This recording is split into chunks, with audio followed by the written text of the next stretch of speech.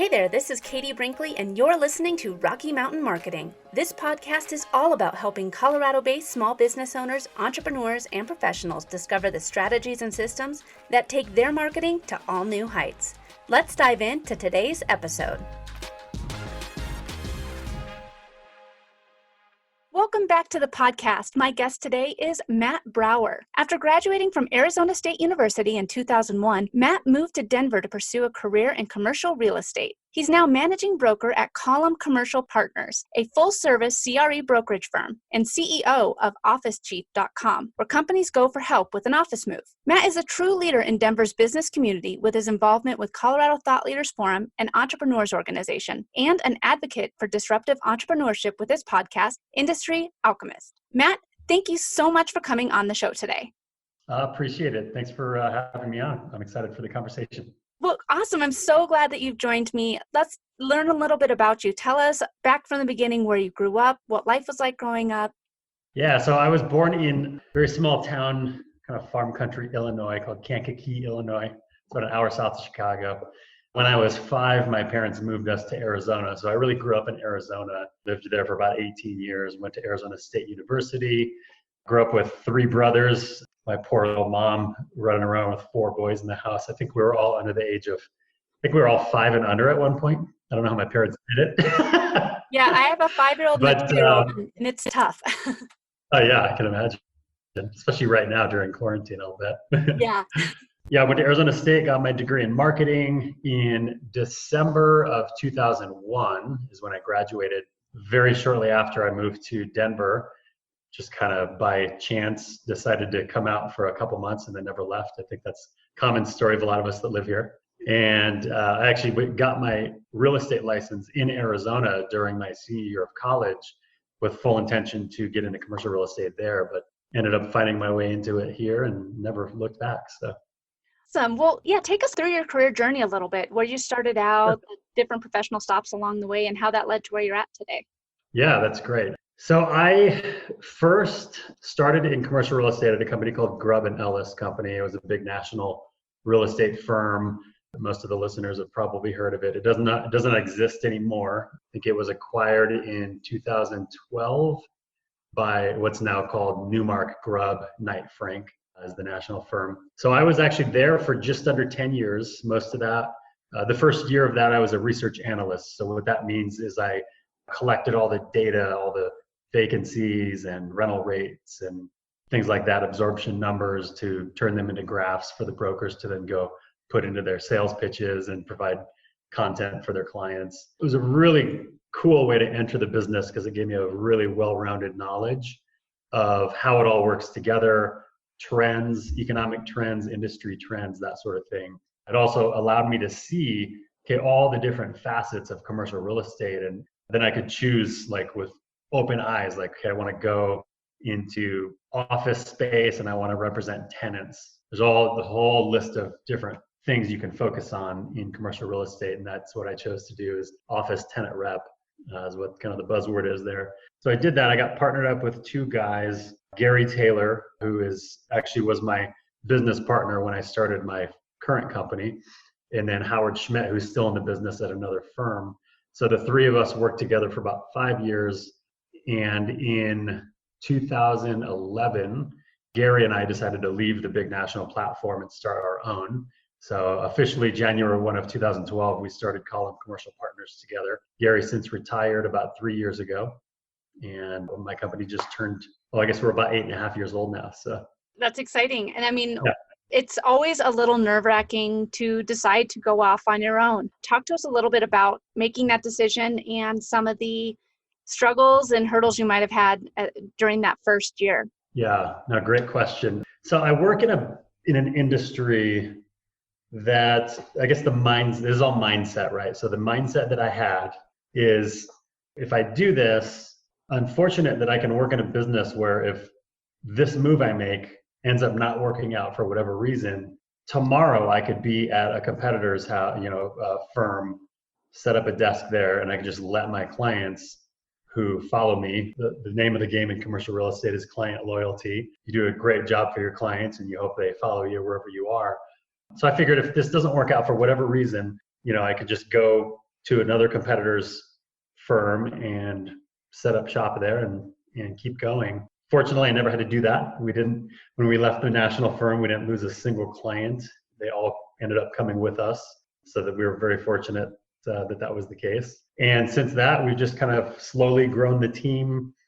We've had probably 3 brokers kind of come and go for whatever reason. Most of them younger, wanted to try commercial real estate, and ended up after a couple of years seeing how hard it is and deciding that it's not for them in one way or another. But right now we are 4 brokers here in Colorado. We have a transaction operations manager that helps us do what we do. And then last year we actually opened an office in Calgary, Canada. So we have Column Commercial Canada as well. I have a partner up there who runs that and manages that office. He's got one other broker up there so far. If someone is listening right now who is an aspiring or new business owner, what is the single biggest piece of advice that you'd want to give him or her as the journey starts out? Gosh, I would say fear is not real. There's a lot to be fearful of, a lot of reasons to not do something. Let those all go.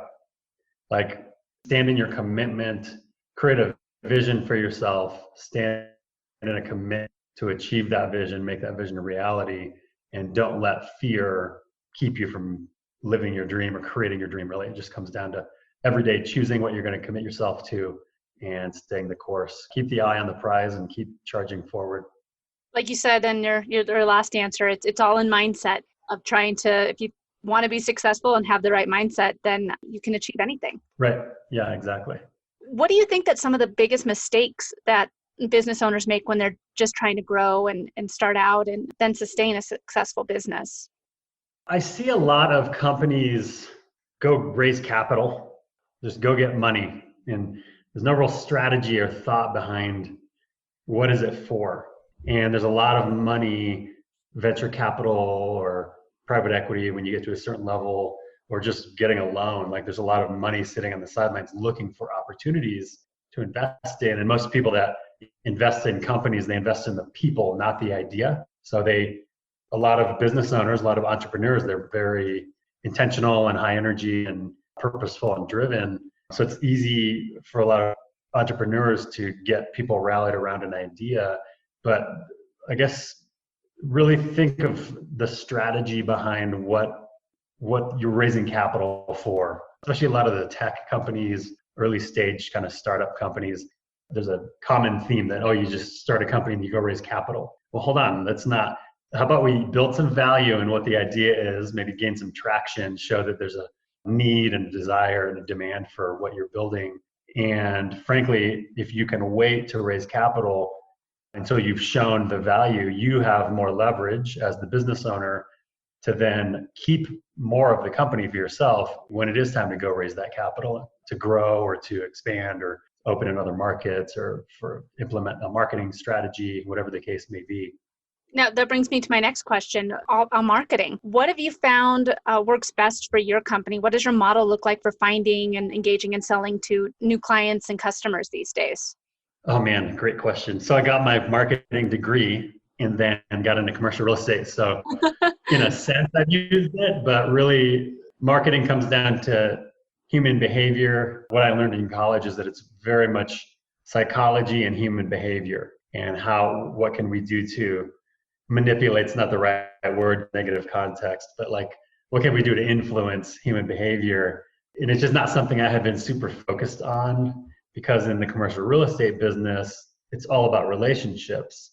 You're in the people business, and it's about building trust and adding value for your network. And then eventually you get to a point where you've expanded and then deepened your network so much that people start to refer you business and you don't have to go out and chase so much. And I'm fortunate that that's kind of the place that I've been the last couple of years.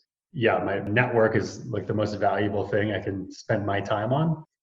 In terms of marketing specifically, it seems like a lot of people are spending a lot of time on social media. Even CEOs of large companies, they're on Facebook now and LinkedIn, and like spending a lot of energy and pinging people through those platforms seems to be pretty impactful. We've gotten a lot of exposure that way. Yeah, it's over 3.2 billion people are on social media in some form, whether it's LinkedIn or Instagram or Twitter or all three. So, I mean, if you're trying to start a conversation, the odds are pretty high that you're going to be able to, someone out there is listening. Right, exactly. Yeah, and so with officechief.com, which, being in commercial real estate brokerage for 18 years, I saw an opportunity of part of this process that could use some technology around it to make the process smoother for companies, for business owners. And that's where officechief.com came from. So it's the tool that helps an office manager can get on officechief.com. They create a profile. Within 60 seconds, it produces a move management calendar. It has every step that they need to take throughout the next several months until they move their space, and then connects them with all of the service providers they're going to need through the process. So this is a technology company. It's not a commercial real estate brokerage company. It's a very different mindset that I'm having to remind myself, like, okay, this is all about marketing. This is all about strategy and process, because that's what makes a business more scalable. That's not so much a relationship business. So I've decided, actually recently, I'm partnered with the DU MBA program. I'm going to be hiring a couple of their students for an internship this summer so that I can refresh my memory. Like, I'm the first person that admits, I don't know what I don't know, or I do know what I don't know. And it's the latest and greatest forms of marketing and being an influencer, that sort of thing. So that's what I'm looking forward to getting from these students that are right at the forefront, learning the latest and greatest stuff. So. Exactly. Yeah. It's always good to hire people that are smarter or know more than you do, because it's just going to help your company be more successful. Exactly. Now, you get the opportunity to work with a lot of entrepreneurs and small business owners. I know that so many small business owners have the passion to build their business around their lifestyle and go after something that they're passionate about, whether it's they love auto mechanics, the auto mechanic, and they want to have their own company or their own shop, but they don't necessarily know all the tools for hiring and accounting and marketing and all the other parts that come along with it. Right. What type of advice do you try to give a lot of these entrepreneurs that they're just starting out and are going after their passion, but might not necessarily know all the tools or where to find them all? Yeah. I think there are some great resources out there, like what's the name of it's a small business through the city and county of Denver or the state of Colorado, the Small Business Administration. They offer a lot of help. I believe they offer classes even for newer business owners to try to help put the whole package together. How do I accomplish this? How do I become a business owner? Aside from the tools, though, that you can find online and read about, something I adopted several years ago, and it has just created so much flow in my business, my life in general, is embracing this idea that, kind of what we just said before, I know what I'm good at, I know what I love to do, and I know what I'm not good at, and I know what I hate doing. So I'm going to spend my energy and my time on the things that I'm good at and I enjoy doing. And then everything else, surround yourself with a team that can do those things better. And once I kind of grasped that, just everything flowed better. I'm able to live a more fulfilled life. Everything's in balance. It's just great. And I don't see myself as being in the business of real estate or being in a tech business. Kind of what I say, that what I try to be or live, is I'm in the business of creating other leaders. So the brokers I bring on my team, or the operations marketing manager, transaction manager on our team, I try to have them own the things that they're accountable for on the team. My CTO with Office Chief completely owns the tech side of that, because I have no idea how to code or any of that stuff. And then the marketing people that I'm going to bring on, the salesperson that I'm hiring, take ownership and be driven, and this can all work together. I was going to say, talk to us a little bit about deciding to start this new tech endeavor. Why have you decided to start it? And like you said, you're having to kind of readjust your mindset here, as this isn't commercial real estate. This is a different mindset. Why did you decide to undo another business in such a different industry? Right. Oh, gosh, so many answers to that. So I'm on a personal mission just to create several sources of income. I'm a huge fan of real estate. I don't know where that came from. but I love real estate. I love commercial real estate, rental properties. I guess probably just because I get it. I get real estate. There's investments and things like that I don't understand as well. So it's probably where that passion comes from. I'm a believer that you can take on whatever you want to do in life. If you choose to take it on, you can have it all work. So there are people in commercial real estate business that say, brokers that have been around for 30 years, and they'll say, if you're not only doing commercial brokerage and you're not working 80 hours a week, you're not going to be successful in this business. That's completely fine if they believe that. I do not believe that. I think that whatever you set your mind to and you create a team around those things to help you accomplish, and keeping in mind that your team members are looking to move their lives forward as well, so the whole ship rises together, anything can be accomplished. I mean, look, there's so many examples of entrepreneurs that have several businesses going. There are multi-millionaires, multi-billionaires that have just tons of businesses going on. How do they do it? They do it via a team.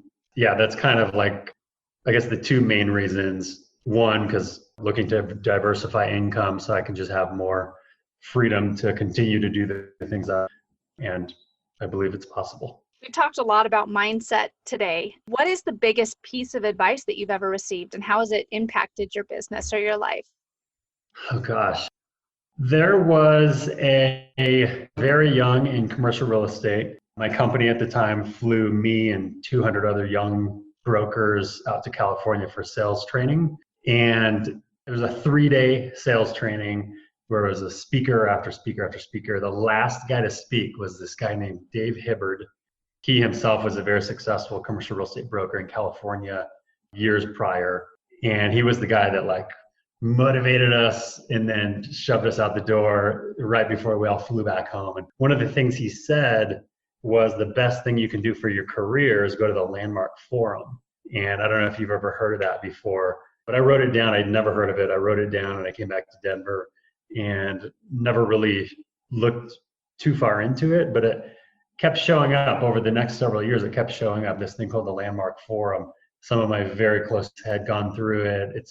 And then I learned that a couple clients had gone through it that I highly respect. So then I finally went and checked it out 7 years later, and ended up just registering and taking this course. So basically it's like introspective leadership training. You dig into yourself, you find out why you are the way you are. Why do you react to this the way you react in certain situations, and really get a good sense for all of that. And what happens when you discover those things is they don't control you anymore. So you have a choice. So it just kind of frees you up. It allows you to get out of your own way. And that was probably the most impactful thing I've ever done in my life. What was it? April 2011.